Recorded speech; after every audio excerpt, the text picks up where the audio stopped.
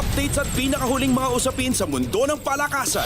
Atin ang pakinggan dito sa Ang Pilipinas Ngayon. Ilan sa mga sikat na basketballista ang nasa Cebu ngayon para sa Final Four Series ng East Asia Super League o EASL. Isa na rito si Jeremy Lin ng New Taipei Kings at si Renz Abando kasama ang kanyang koponan na Anyang Zhonghuanjiang Red Boosters. Kakalabanin ni Abando at ng Red Boosters ang Seoul SK Knights habang si Lin at ang Kings ay makakatapat ang Chiba Jets na gaganapin sa Hoops Dome sa Lapu-Lapu City. Kasama naman sa mga miyembro ng Seoul SK Knights si Filipino import Juan Gomez Diliano sa Korean Basketball League, subalit hindi siya masisilayan sa aksyon dahil sa iniinda nitong injury.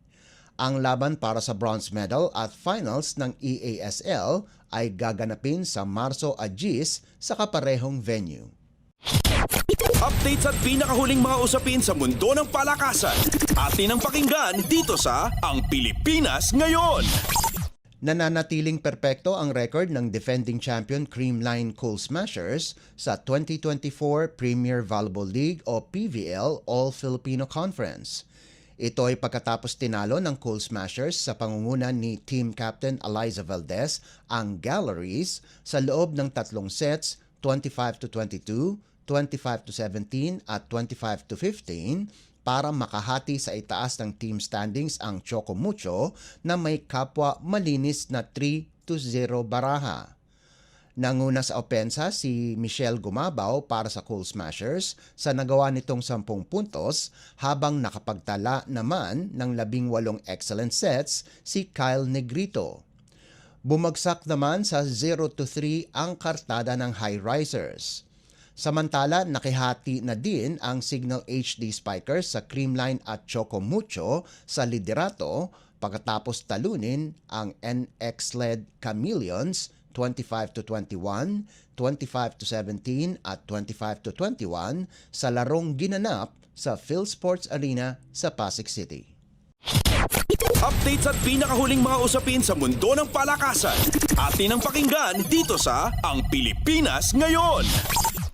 Dumarami ang mga Pilipinong boksingero ang nakakakuha ng tagumpay pagkatapos ang magkasunod na panalo ni na Mark Ashley Fajardo at Ronald Chavez Jr. sa E-Work Arena sa Busto Arsizio, Italy. Pinatumba ng 19 anyos na si Fajardo ang Portuguese boxer na si Albertino Monteiro sa ikatlong round ng 63.5 kg light welterweight category. Nagwagi naman sa pamamagitan ng split decision si Chavez laban kay Bruno de Barros Fernandez ng Cabo Verde. Una nang nakakuha ng panalo si Rohen Ladon sa pamamagitan ng isang split decision laban kay Federico Emilio Serra ng Italy at sinundan ito ng isa pang panalo sa round of 32 preliminaries via knockout sa katunggaling si Said Mortahi ng Marshall Islands. Hindi naman nagpahuli at nanaig ang kamao ni John Noble Marvin na pinabagsak sa ikalawang round via knockout ang Iranian boxer na si Pauria Amiri sa men's 92 kg division.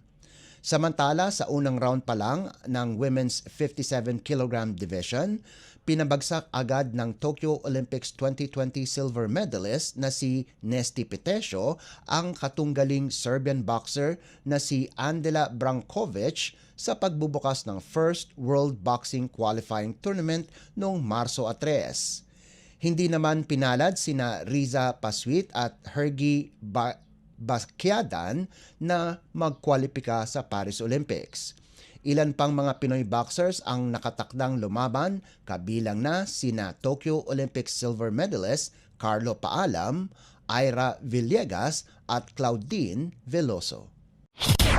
Updates at pinakahuling mga usapin sa mundo ng palakasan. Atin ang pakinggan dito sa Ang Pilipinas Ngayon. At yan ang pinakahuling balita sa larangan ng palakasan. Para sa Radyo Pilipinas World Service, ito po si Leo Magpayo. Magandang araw. Updates at pinakahuling mga usapin sa mundo ng palakasan. Atin ang pakinggan dito sa Ang Pilipinas Ngayon.